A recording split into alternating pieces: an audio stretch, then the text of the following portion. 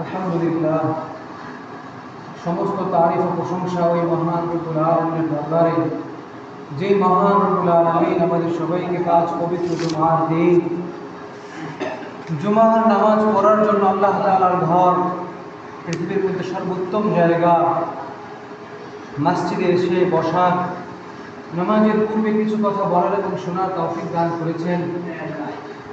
এই জন্য দিল থেকে কালিমাতুশ শুকর একবার শুকরিয়া আদায় করে সবাই বলি আলহামদুলিল্লাহ।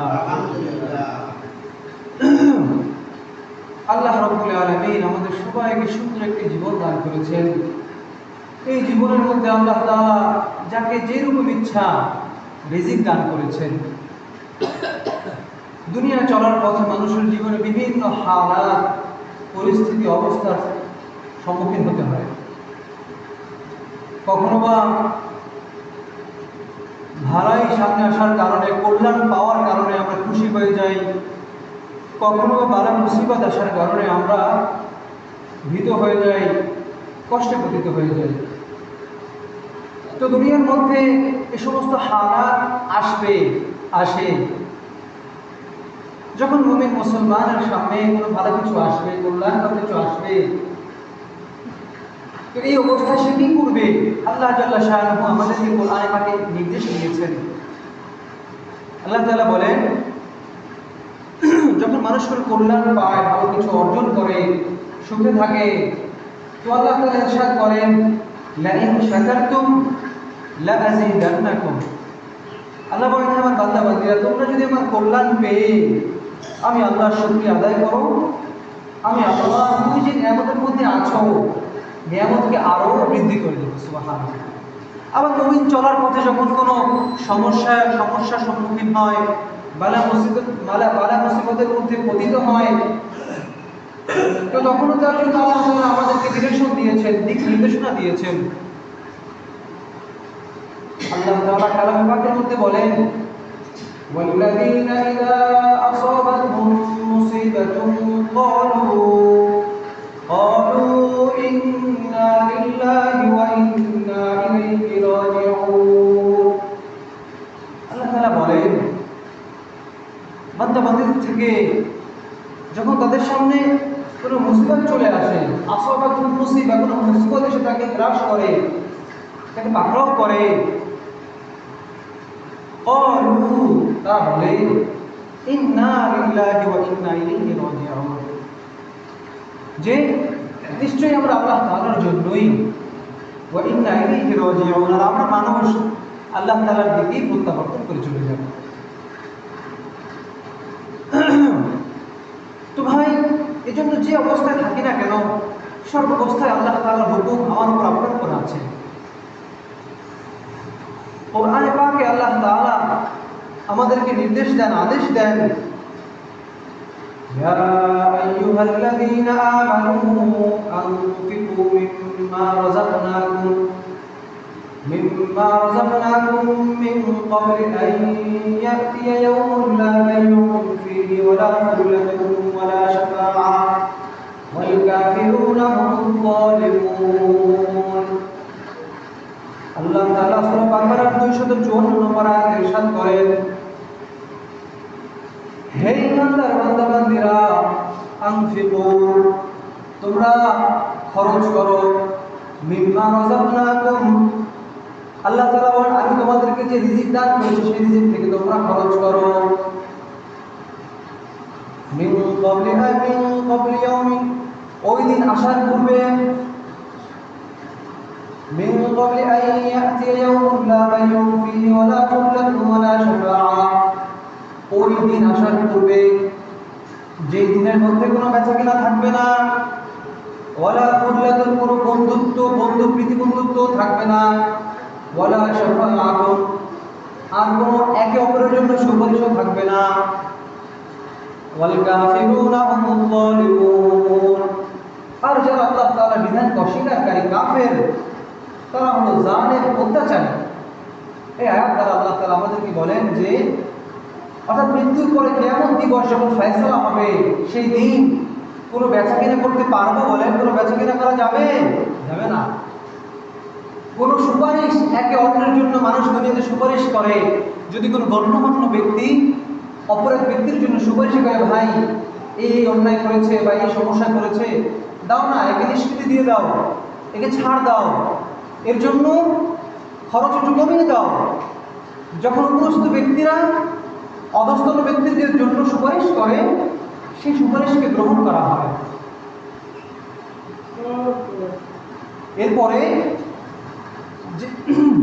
কিন্তু আখিরাতের সেই কিয়ামতের দিনে কারো সুপারিশ কারোর জন্য গ্রহণ করা হবে না।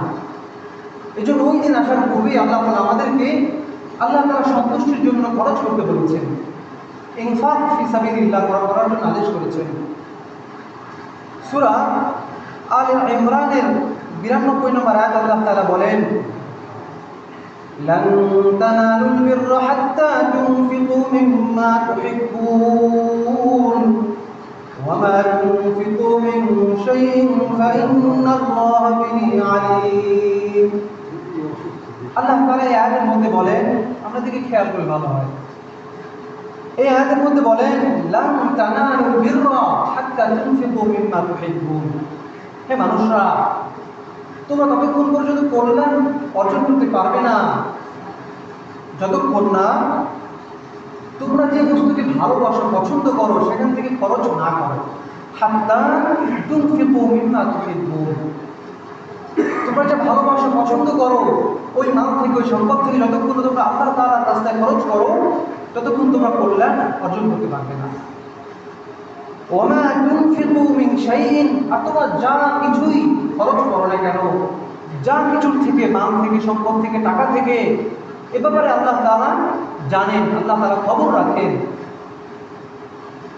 অপর এক আয়াতে আল্লাহ তাআলা বলেন, সূরা মায়েদার 2 নম্বর আয়াতে, আয়াতের অংশের মধ্যে আল্লাহ তাআলা বলেন, ওয়া তাআওয়ানু আলাল বিররি ওয়াত তাকওয়া ওয়া লা তাআওয়ানু আলাল ইসমি ওয়াল উদওয়ান।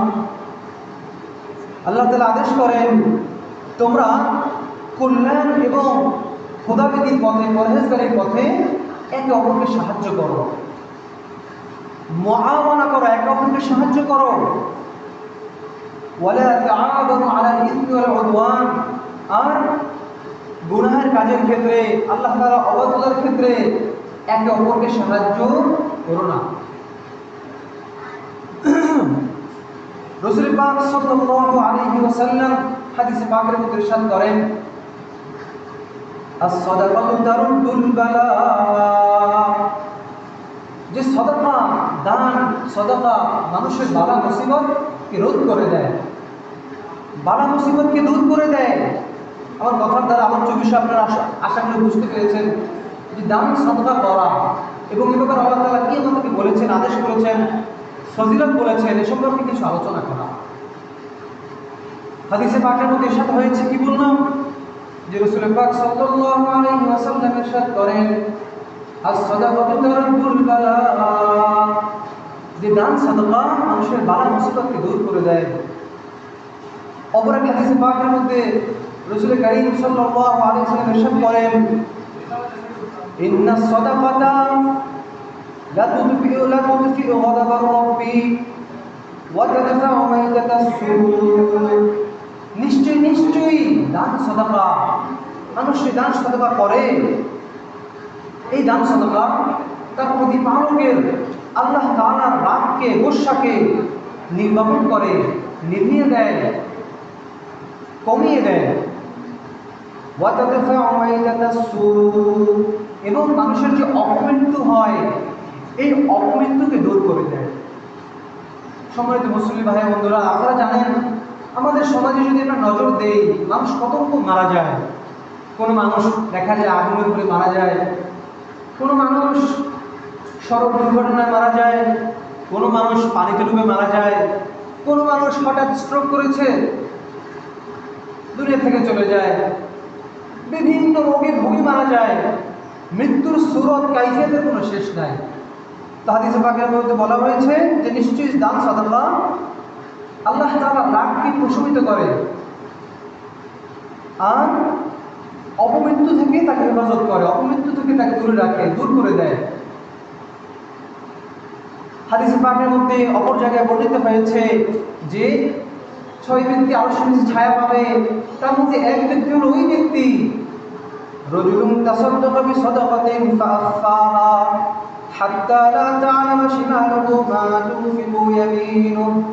ওই ব্যক্তি যে কিনা আল্লাহর রাস্তায় খরচ করে, দান করে, সাদকা দেয় এবং এমন গোপনে দেয় যে তার ডান হাত কি দান করলো বাম হাতও টের পায় না, অর্থাৎ সে অকাতরে দান করে যায়। আল্লাহ তাআলা তাকে সম্পদ দিয়েছে, সম্বল দিয়েছে, সে সেখান থেকে অকাতরে দান করে যায়। অপর হাদিসের মধ্যে এসেছে রাসূল পাক সাল্লাল্লাহু আলাইহি ওয়াসাল্লাম ইরশাদ করেন, আর-রাহিমুনা ইয়ারহামুহুমুর রাহমান ইরহামু মান ফিল আরদি ইয়ারহামুকুম মান ফিস সামা। যারা দুনিয়ার মধ্যে অপরের প্রতি দয়াকারী, অনুগ্রহকারী, তাদের ব্যাপারে বলা হয়েছে ইয়ারহামুহুমুর রহমান, দয়া করে আল্লাহ তাআলা তাদের উপর রহম করেন, তাদের উপর অনুগ্রহ করবেন। সুবহানাল্লাহ। এরপর আদেশ করা হয়েছে ইরহামু মান ফিল আরদি, তোমরা হে মানুষরা জমিনের মধ্যে যারা আছে তাদের উপর রহম করো। তোমার যে স্বার্থ আছে, তোমার যে করায়ত্তে যে অধীনস্থতা আছে, সেই অনুপাতে দুনিয়ার মধ্যে যারা আছে তাদের উপর রহম করো, অনুগ্রহ করো। ইয়ারহামুকুম মান ফিস সামা, তাহলে আসমানে যিনি আছেন অর্থাৎ আল্লাহ তাআলা তোমাদের উপর রহম করবেন। অপর এক হাদিসে রাসূল পাক সাল্লাল্লাহু আলাইহি ওয়াসাল্লাম ইরশাদ করেছেন, ইযা মাতাল ইনসান ইনকাতাআ আনহু আমালুহু ইল্লা মিন সালাসা ইল্লা মিন সাদাকাতিন জারিয়াহ আও ইলমিন ইউনতাফা'ু বিহি আও ওয়ালাদিন সালিহিন ইয়াদ'উ লাহু। রাসূল কারীম সাল্লাল্লাহু আলাইহি ওয়াসাল্লাম ইরশাদ করেন, যখন মানুষ মারা যায়, ইযা মাতাল ইনসান, যখন মানুষ মারা যায়, ইনকাতাআ আনহু আমালুহু ইল্লা মিন সালাসা, তার সমস্ত আমলের দরজা কর্তন করে দেওয়া হয়, বন্ধ করে দেওয়া হয়, তবে 3টা দরজা খোলা থাকে। সম্মানিত মুসলিমগণ, যদি লক্ষ্য করে শোনেন সেই 3টা দরজা কি কি? এক নম্বরে বলা হয়েছে ইল্লা মিন সাদাকাতিন জারিয়া, দুনিয়ার মধ্যে বসে ওই যে ব্যক্তি মারা গেল, সে যে যত সাদাকায়ে জারিয়া করে গিয়েছে, অর্থাৎ এমন দান, এমন সাদাকা, এমন কল্যাণমূলক কাজ যেটার সওয়াব, যেটার উপকার দুনিয়ার মধ্যে জারি চলমান। যেমন কোনো মানুষ একটা মাদ্রাসা করে গিয়েছে, সেখানে ছেলেরা, বাচ্চারা কোরআন শিখে, হাদিস শিখে, শিখতেই আছে। তো এই শিক্ষা যতদিন চলমান থাকবে, ওই দান পুণ্যওয়ালা ব্যক্তি জায়গা দিচ্ছে বা টাকা দিচ্ছে বা বিল্ডিং ইমারত করে দিয়েছে, ওই দান পুণ্যওয়ালা ব্যক্তি মরার পরেও তার আমল নামায়ের সওয়াব জারি থাকবে। আপনি একটা সমাজের মধ্যে একটা জায়গায় একটা কল, একটা ডিপ টিউবওয়েল খনন করে দিয়েছেন, তো এই টিউবওয়েল থেকে মানুষ পানি খায়, অনেক মানুষ এটার উপকৃত হয়, হতে চলছে, হতেই যাচ্ছে। তো আপনি যদি মারাও যেয়ে থাকেন, যতদিন পর্যন্ত ওই টিউবওয়েল থেকে মানুষ পানি পান করবে, উপকার পাবে, ততদিন আপনার সওয়াব জারি থাকবে। আপনি সমাজের মধ্যে রাস্তা করে দিয়েছেন, পুল, ব্রিজ, হ্যাঁ, কোনো একটা সমাজ কল্যাণমূলক কাজ করে গিয়েছেন, যেটার ফায়দা, উপকার মানুষের চলমান জারি রয়েছে। তো যতদিন এই উপকারটা মানুষ পেতে থাকবে, আপনার আমল নামায়, মৃত্যুর পরে আমল নামায় সওয়াব যতদিন চলতে থাকবে। সুবহানাল্লাহ। সেই জন্য দান সাদাকায়ে জারিয়ার দিকে আমাদের মনোনিবেশ করা উচিত, সাধ্য মোতাবেক পিছপা না হওয়া। হাদিসের 2য় অংশে বলা হয়েছে আও ইলমিন ইউনতাফা'ু বিহি, অথবা সে এমন ইলম শিখিয়ে গিয়েছে যার উপকার, যার ফায়দা চলমান জারি রয়েছে। আপনি ইলম কালাম, দ্বীনি ইলম শিখেছেন এবং এটা অপরকে শিক্ষা দিয়েছেন, হন পুরুষ হন মহিলা, আপনি মক্তব পড়িয়েছেন, মাদ্রাসায় পড়িয়েছেন, কোরআন শিখিয়েছেন, হাদিস শিখিয়েছেন, তো আপনার দ্বারা যারা শিক্ষা করেছে এবং আমল করছে, অন্যকে শিখাচ্ছে, এই ধারা যতদিন দুনিয়ার বুকে বাকি থাকবে, ততদিন আপনি সাদাকায়ে জারিয়ার সওয়াব পেতে থাকবেন। সুবহানাল্লাহ।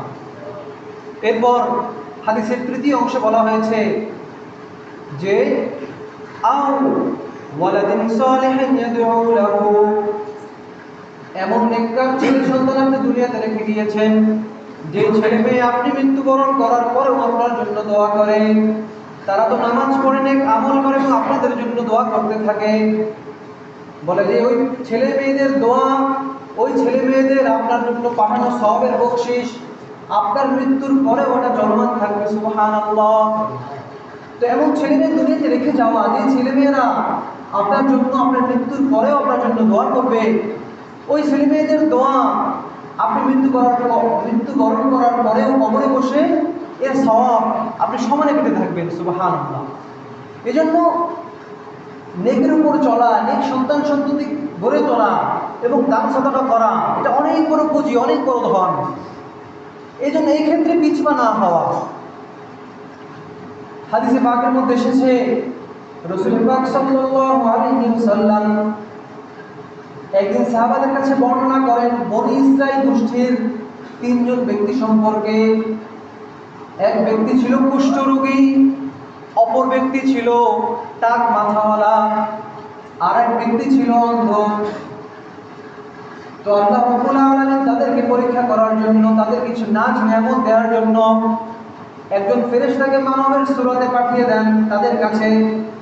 ওই ফেরেশতা প্রথমে কুষ্ঠরোগীর কাছে গিয়ে বলে, ভাই তুমি কোন জিনিস বা কি ভালোবাসো আমাকে বলো। সে বলে, ভাই মানুষ, আমি ফেরেশতাকে বলতেছে, ভাই আমার কুষ্ঠরোগ, আমার চামড়ায় পচন ধরা, আমার চামড়া খুশি খুশি পড়ে, সমাজের মানুষ আমাকে ঘৃণা করে, আমাকে সমাজে তরাতে দেয় না, মানুষ আমাকে জায়গা দেয় না, দূর দূর করে তাড়িয়ে দেয়। তুমি যদি আমার জন্য এই কুষ্ঠরোগ ভালো হওয়ার ব্যবস্থা করতে আমার জন্য অনেক ভালো হতো। তখন ওই ফেরেশতা আল্লাহ তাআলার কাছে দোয়া করার ফলে আল্লাহ তাআলা ওই কুষ্ঠরোগকে ভালো করে দেয়, চামড়া মসৃণ হয়ে যায়। তখন ফেরেশতা তাকে আরো বলে, ভাই তুমি মাল সম্পদ থেকে কোন জিনিসকে পছন্দ করো আমাকে বলো। তখন এই কুষ্ঠরোগ থেকে ভালো হওয়া ব্যক্তি বলে, আমি উটকে ভালোবাসি, উট পছন্দ করি। তখন ওই ফেরেশতা আল্লাহর হুকুমে তার জন্য একটি গাভীন উট ব্যবস্থা করে দেয় এবং তার জন্য বলে যে আল্লাহ তাআলা তোমার এই উট, তোমার এই যাকে তোমাকে দান করা হলো, আল্লাহ তাআলা এর মধ্যে বরকত দান করো। এই বলে ফেরেশতা, বললাম তিন ব্যক্তি, দ্বিতীয় ব্যক্তি ছিল টাক মাথাওয়ালা। হাদিস কিতাবে এসেছে ওই টাক মাথাওয়ালা ব্যক্তির কাছে গিয়ে বলে, ভাই তুমি কি বা পছন্দ করো, কি তুমি ভালোবাসো। সেই ব্যক্তি বলে, ভাই আমার মাথায় টাক পড়ে গিয়েছে জওয়ান বয়সে, আমাকে ভালো দেখা মানুষ আমাকে ঠাট্টা করে, সমাজে আমাকে উপেক্ষা করে, তুমি আমার জন্য এই টাক মাথা ভালো হওয়ার ব্যবস্থা করে দাও। তখন ওই ফেরেশতা আল্লাহ তাআলার কাছে দোয়া করে, হে আল্লাহ আপনি এই টাক মাথাওয়ালা ব্যক্তির টাক মাথাকে আপনি ভালো করে দেন, সুন্দর চুল গজিয়ে দেন। ওই ফেরেশতার দোয়ার কারণে তার মাথায় সুন্দর চুল গজায়, সুন্দর চুলওয়ালা তার মাথা অবয়ব দেখা যায়। তখন ওই ফেরেশতা বলে, বলো মাল সম্পদ থেকে তুমি কোন জিনিসকে ভালোবাসো। সে বলে, আমি গরু পছন্দ করি। তখন ওই ফেরেশতা তার জন্য একটি গাভীন গরুর ব্যবস্থা করে দেয় এবং তার জন্য বরকতের দোয়া করে দেয়। তাকে বরকতের দোয়া করে সে তৃতীয় ব্যক্তির কাছে চলে যায়, যেই ব্যক্তি ছিল অন্ধ, বনী ইসরাইল গোত্রের। সেই ব্যক্তির কাছে গিয়ে বলে, ভাই তুমি কোন জিনিস পছন্দ করো আমাকে বলো, তোমার জন্য কি করতে পারি। তখন এই অন্ধ ব্যক্তি বলে, ভাই আমি দুনিয়ার আলো দেখতে পাই না, দুনিয়ার মধ্যে কিছুই দেখতে পাই না, তুমি যদি আমার জন্য দোয়া করতে, আমার জন্য এই চক্ষু ফিরিয়ে আনার ব্যবস্থা করে দিতে, আমি এই দুনিয়ার সব কিছু দেখতে পেতাম, আমি অনেক বড় ধন পেতাম। তখন ওই ফেরেশতা তার জন্য আল্লাহ তাআলার কাছে দোয়া করে, আল্লাহ তুমি অন্ধ ব্যক্তির চোখে হাত বুলিয়ে দেয় এবং দোয়া করেন, ফলে ওই অন্ধ ব্যক্তির অন্ধত্ব ভালো হয়ে যায়, সে সব কিছু দেখতে পায়। এরপরে ওই ফেরেশতা তাকে বলে, তুমি বলো মাল সম্পদ থেকে তুমি কোন জিনিসকে ভালোবাসো। তখন ওই ব্যক্তি বলে, আমি ছাগল পছন্দ করি। ফেরেশতা তার জন্য একটা গাভীন ছাগলের ব্যবস্থা করে দেয় কিছুদিন এবং তার জন্য বরকতের দোয়া করে যায়। কিছুদিন যেতে না যেতেই যেই ব্যক্তি উট চেয়েছিল, উটের দ্বারা তার পাল ভর্তি হয়ে যায়। যেই ব্যক্তি গরু চেয়েছিল, গরুর দ্বারা তার পাল ভর্তি হয়ে যায়। যেই ব্যক্তি ছাগল চেয়েছিল, তার ছাগলের দ্বারা তার পাল ভর্তি হয়ে যায়। তখন আল্লাহ তাআলার হুকুম ওই ফেরেশতা আবার তাদের কাছে একে একে আসে। যে ব্যক্তি কুষ্ঠরোগী ছিল, সেই কুষ্ঠরোগ ভালো হয়ে গিয়েছে, তার কাছে এসে বলে, ভাই আমি একজন মিসকিন পথচারী, চলতি পথে আমার পাপেও খরচ হয়ে গিয়েছে, আমি এখন নিঃস্ব অসহায়। দেখছি তোমার অনেক উট রয়েছে, তুমি অনেক ধনী, এখান থেকে আমাকে যদি একটি উট দিতে তাহলে আমার পাপেও হয়ে যেত, আমার অনেক উপকার হতো, আমি আমার পথ খরচ চালিয়ে বাড়িতে চলে যেতে পারতাম। তখন ওই কুষ্ঠরোগ থেকে ভালো হওয়া ব্যক্তি বলে, তুমি এখান থেকে চলে যাও, ওগুলো আমার দরকার আছে, আমি তোমাকে দিতে পারবো না, ধমক দিয়ে বলে। তখন ওই ফেরেশতা তাকে মনে করিয়ে দেয়, তোমাকে চেনা চেনা মনে হচ্ছে, তুমি না অমুক কুষ্ঠরোগী ছিলে, তুমি না নিঃস্ব ছিলে, তোমাকে দোয়া করার ফলে এরকম তুমি পেয়েছ।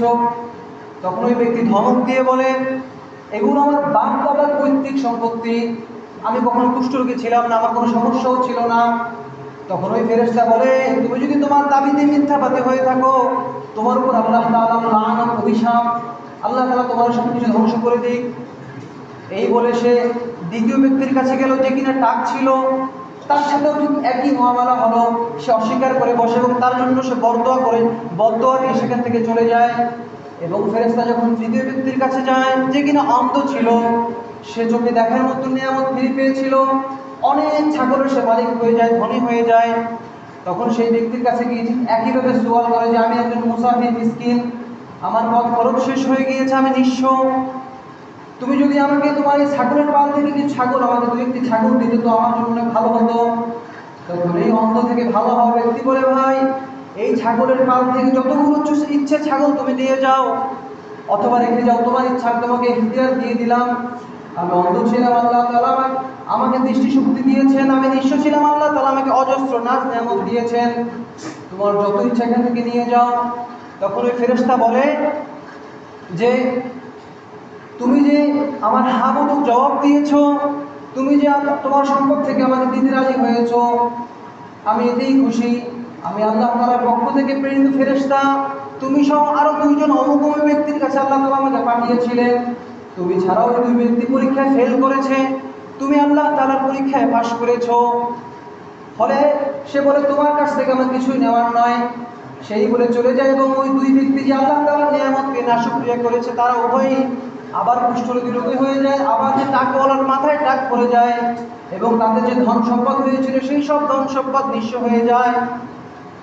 তো ভাইরা, যে কথা বলতে যাচ্ছিলাম, আমার আপনার যা কিছু আছে না কেন, এটা আল্লাহ তাআলার পক্ষ থেকে দেওয়া বড় দান, বড় অনুগ্রহ।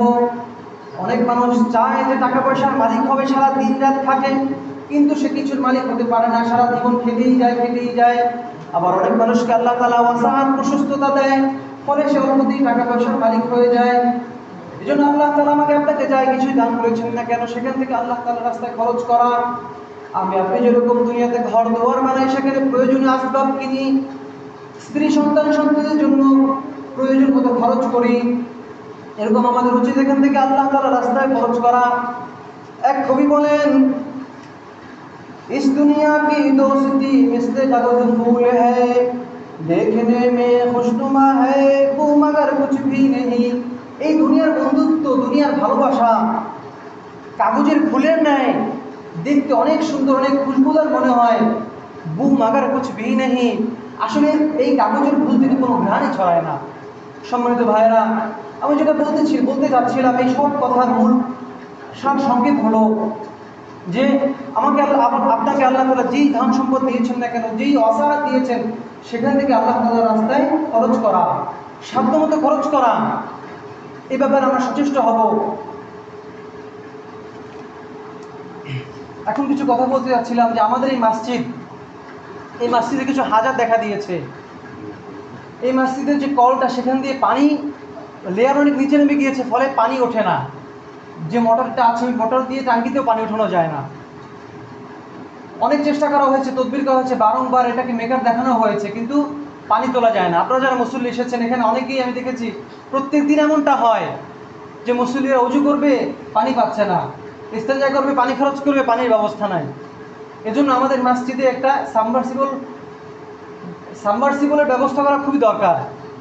এরপরে আরও কিছু আসবাব করা দরকার। গত সপ্তাহে বলা হয়েছিল, কিছু ভাইয়েরা টাকা পয়সাও দিয়েছেন এবং অনেকে নিয়ত করেছেন, অনেকে দিয়েছেন, অনেকে দেন নাই। এরপরে দেখা যায় এই যে উপরে একটা ফ্যান দরকার, এখানে ফ্যান নেই, নামাজ পড়ানোর সময় অনেক গরম হয়, শরীর ঘামিয়ে যায়।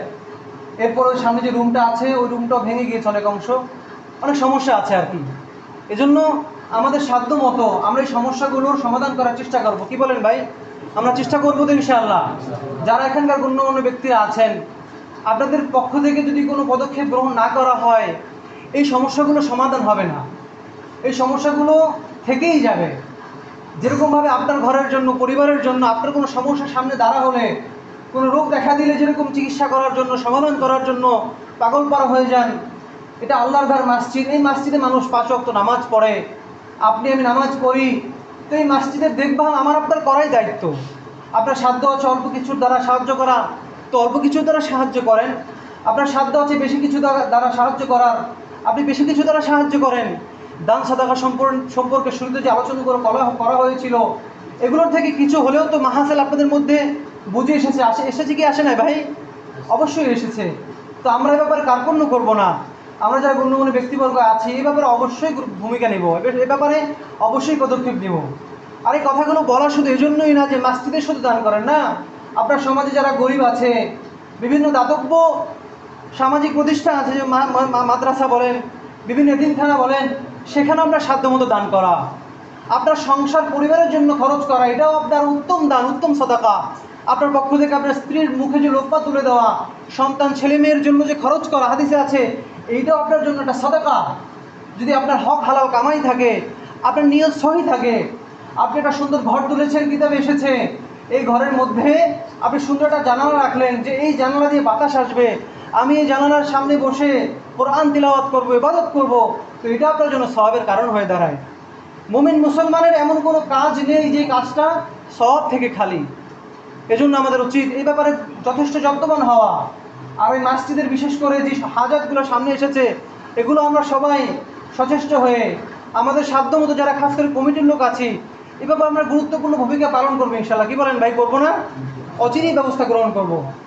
আকলমন্দের জন্য ইশারাই যথেষ্ট। আল আকিল তাকফিহিল ইশারা। যারা আকলমন্দ হয়, বুদ্ধিমান হয়, তাদের জন্য ইশারাই যথেষ্ট। আর দুনিয়ার মধ্যে প্রকৃত বুদ্ধিমান মানুষ দুনিয়াবি কিংবা দিনই ফায়দা ছাড়া কোনো কাজ করে না। তো এই কাজের দ্বারা আপনার দুনিয়াবি ফায়দা হবে, দিনই ফায়দা হবে, আখিরাতের ফায়দা হবে। এই কাজ থেকে আমরা কেউ পিছপা হব না ইনশাআল্লাহ। যে কথাগুলো বলা হলো, আমি একটু শুনলাম, আল্লাহ তাআলা আমাদেরকে বুঝে আমল করার তৌফিক দান করুক। আরেকটি কথা না বললেই নয়, যে দুনিয়ার মধ্যে যে আমরা কাজকর্ম করি, দেখেন ভাই, আমার আপনার যে একটা মাসিক বেতন হয়, মাসিক একটা আমার উপার্জিত অংশ হয়, সেটা আমার সময় মতো না পেয়ে আমি অতিষ্ঠ হয়ে যাই, বিরক্ত হয়ে যাই, আমার দরকার হয়। তো দেখা যায় আমাদের সমাজ, এটা রাগ করবেন না, আকসার বেশতার মসজিদের মধ্যে দেখা যায় যাদেরকে ইমাম সাহেব রাখা হয়, একেবারে মূল্যহীন মনে হয়, তাদের সামান্য থেকে সামান্য একটা তানখা, একটা হাদিয়া ধার্য করা হয়। এ ব্যাপারে আমরা গুরুত্ব দেই না। আজকে মাসের প্রায় অর্ধেক শেষ, দেখা যাচ্ছে ইমাম সাহেবের তানখা, হাদিয়ার একটা বড় অংশ রয়ে গিয়েছে, একটা অংশ রয়ে গিয়েছে, কই আমাদের ভূমিকা নাই। আমাদের উচিত যার যার পক্ষ থেকে হাদিয়াগুলো পরিশোধ করে দেওয়া। ভাই, আপনার যেরকম দরকার হয়, আপনাদের এলাকার মসজিদের মহল্লা ইমাম সাহেবের দরকার হয়। এজন্য কথাগুলো তারা কষ্ট নেবেন না, যে কথাগুলো বলা হলো। এখানে আমাদের বাবার বয়সে কেউ আছেন, ভাইয়ের বয়সে কেউ আছেন, ছোট ভাই হিসেবে, ছেলে হিসেবে, বা যারা দাদার বয়স আছেন, নাতি হিসেবে, এটা নিয়ে কথাগুলো মূল্যায়ন করার চেষ্টা করবেন। যা কিছু বলা হলো, আল্লাহ তাআলা আমাদের সবাইকে আমল করার তৌফিক দান করুন। যারা কবলা জমা করবেন, তারা কবলা জমা করে নিন।